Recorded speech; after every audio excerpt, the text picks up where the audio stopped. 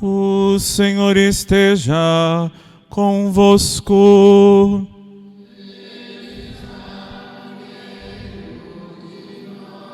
Proclamação do Evangelho de Jesus Cristo segundo Mateus.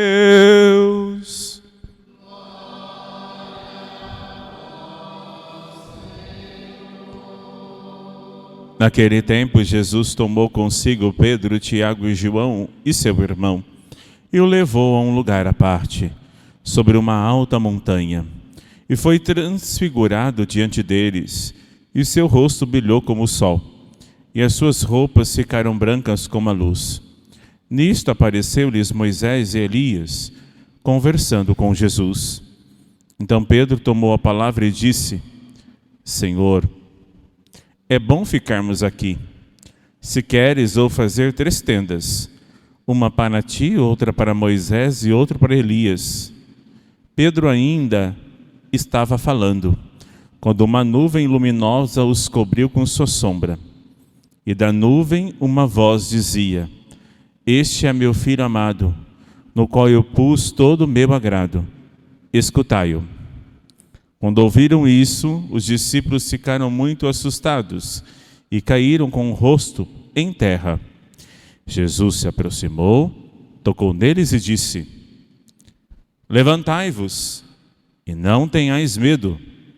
Os discípulos ergueram os olhos e não viram mais ninguém, a não ser somente Jesus. Quando desciam da montanha, Jesus ordenou-lhes: Não conteis a ninguém esta visão, até que o Filho do Homem tenha ressuscitado dos mortos. Palavra da salvação.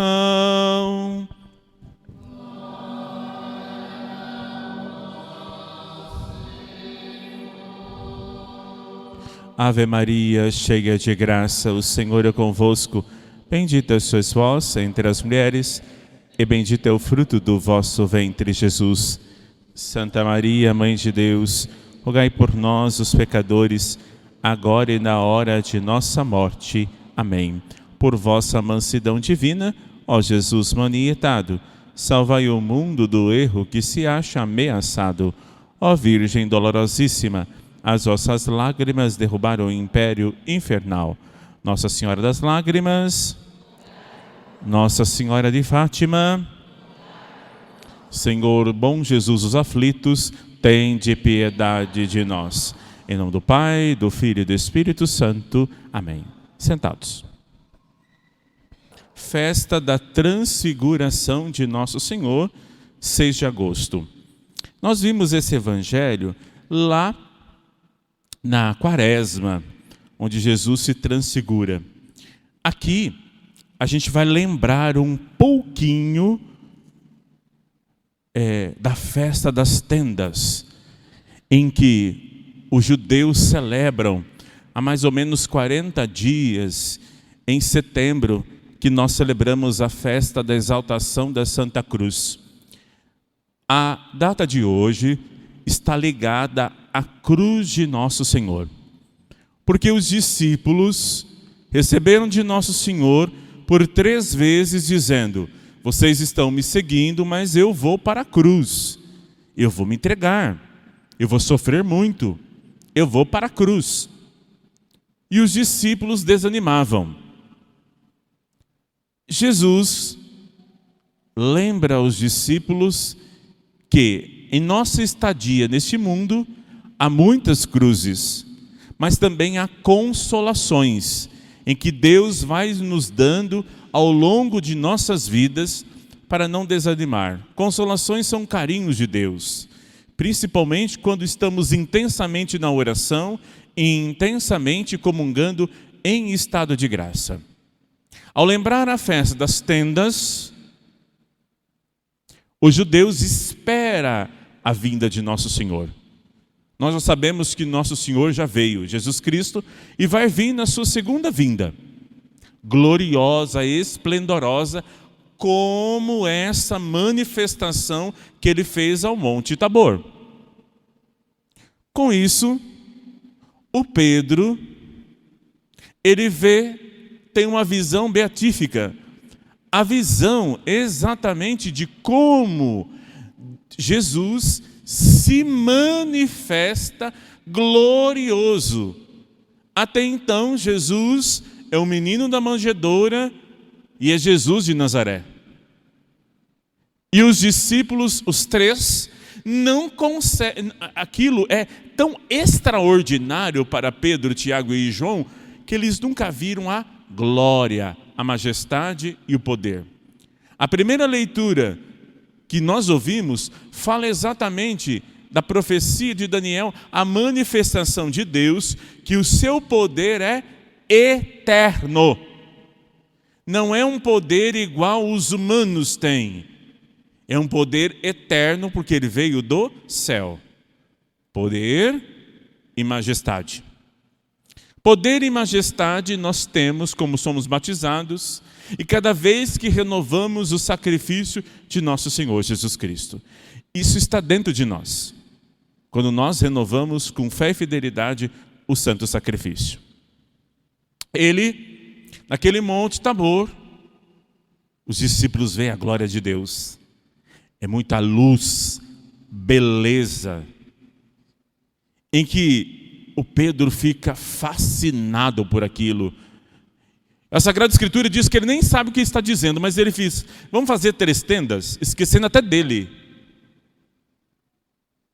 Aí os padres da igreja vão nos lembrar, não somos nós que fazemos a tenda para que o Filho de Deus encarnado habite entre nós.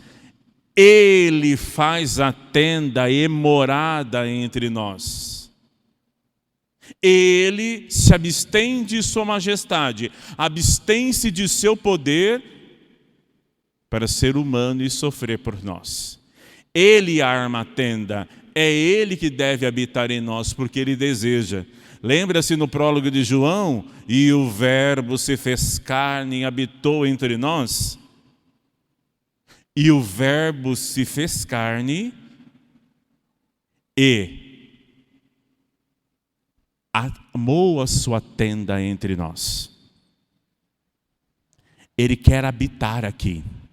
Ele quer fazer a morada aqui. Por isso, ao Ele querer estar conosco, Ele arma a sua tenda. E lá se tem Moisés e Elias. Moisés, a lei. Elias, as profecias. Eles juntos com Nosso Senhor, a Sagrada Escritura, a lei e a profecia, dá testemunho de quem Ele é. A palavra de Deus agora tabernaculou entre nós. Portanto, há uma nuvem e uma voz, nuvem e Espírito Santo. Vós, Deus Pai, este é o meu Filho amado, o Logos, a palavra encarnada, ouvem só a voz dele. A voz atiça a nossa audição sobrenatural, que acorda as entranhas de nossas almas para ouvir o Logo falar.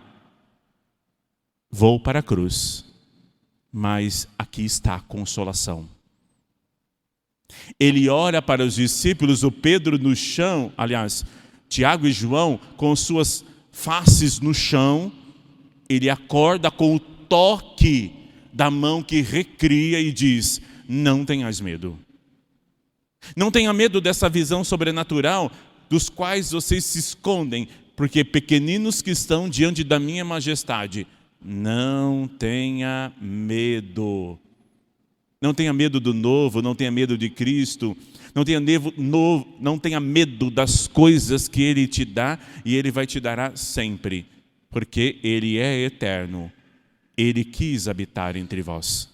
Irás comungar e Ele quer habitar em sua alma, Ele quer habitar aí dentro, Ele quer fazer uma tenda para que estar sempre convosco, para vencer em vós e te ressuscitar e te salvar. Saiba, você tem uma vocação, uma missão. Não tem dois caminhos, não tem vozes, existe uma voz só, chamada Cristo, que quer te salvar e quer te dar a vida eterna. O eterno, o Filho eterno, ecoa em nossas almas, dizendo: ouça o que eu disse. É a inabitação de Deus em nossas almas. Ele vai mexendo aos poucos, mudando a sua alma, o seu pensamento, o seu jeito, e ele começa a habitar, e futuramente você pode dizer: não sou eu que vivo, é Cristo que vive em mim. A transfiguração de nosso Senhor é subir a montanha. O Moisés, com uma idade já avançada, ele sobe a montanha. Para subir a montanha é necessário ter fé. Você renunciou muitas coisas para estar nessa missa. Renunciou sua casa, o sofá, tudo, o show, para estar aqui. É perder para ganhar. E colocar ele em primeiro lugar não tem preço algum. É subir a montanha. Amanhã é segunda, com os seus afazeres, com as suas buscas, com isso, com cruzes. Mas saiba que no domingo e no sábado tem o Monte Tabor para que você possa transfigurar. Saindo dessa igreja, sua alma, o seu espírito deve estar repletos, cheios, abundantes da graça, da misericórdia, do perdão, do amor de Deus. Para que segunda-feira, amanhã, diante das suas cruzes, você apresenta a glória, o poder, a majestade, porque Ele te deu gratuitamente. Ele vai à montanha sagrada, no Monte Tabor. Depois ele vai ao Monte Calvário. Moisés, o Monte Horebe. Elias, o Monte Carmelo. O monte é onde Deus habita. O monte é onde Deus resplandece a sua glória. O monte é onde você vem buscar e subindo a fé. Existem 3 degraus. Esses 3 degraus é o degrau da fé, da esperança e da caridade. Até chegar aqui o Calvário, a cruz, o altar de nosso Senhor. Com isso, entre 72 discípulos, ele chama 12. Dos 12, ele vai na montanha com Pedro, Tiago e João. Jesus é amor em grandiosidade. Grandiosidade é o amor de Deus. Mas os 3 respondem a este amor de forma e de intensidade diferente. Jesus ama a João. João simboliza a caridade. É Jesus quem ama João. Mas quem ama intensamente no fazer e no agir é Pedro. Mas quem ama Jesus de uma forma extrema, de morrer por ele na extremidade do martírio, que é o primeiro a morrer, é Tiago. Fé, esperança e caridade. Só quem ama é capaz de sofrer por alguém. Quem diz que ama e não sofre, não morre por alguém, não ama. Quem tem muitos amigos não tem ninguém. Quem tem poucos amigos tem 3. Nessa missa, você precisa estar entre os 3 escolhidos. Os 12 estão todos no céu, exceto Judas Iscariotes, o traidor. Mas tinha 3, do qual ele tinha mais intensidade e intimidade. Esteja entre os 3, porque ele refrigera as nossas almas com a transfiguração. É a luminosidade da graça entrando na alma. Não dá mais para você vir aqui, sair e continuar do jeito que está. O seu rosto, o seu semblante, a sua mentalidade deve estar repleto, transfigurado. Mas existe a desfiguração do ser humano. A desfiguração do ser humano se dá entre que Jesus, manietado, o Senhor bom Jesus, aparece no meio de todos os judeus e Pilatos diz: eis o homem. Ecce homini. Pilatos não vê Jesus como Deus. Se Pilatos tivesse fé, teríamos uma paróquia como São Pilatos. Mas ele não teve fé. E se não acreditou, não olhou Jesus como Deus, ele só olhou como homem. Mas, olhando Jesus, desfigurado, humano, pela fé em entender que era o divino, ali estão todos os nossos pecados. É quando nós não ouvimos a voz de Deus. Nós ouvimos a voz do mundo. E o mundo hoje tem uma voz muito grande, causadas pelas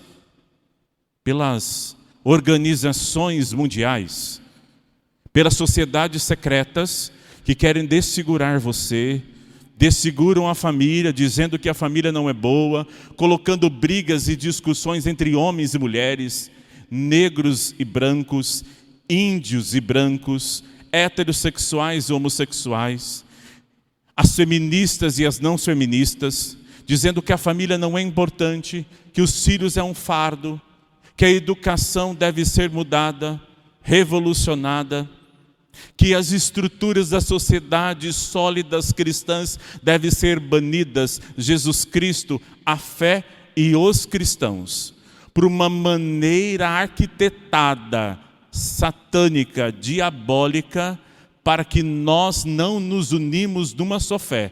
Então nos perseguem em todos os meios, de comunicação, na igreja, em todos os outros pontos.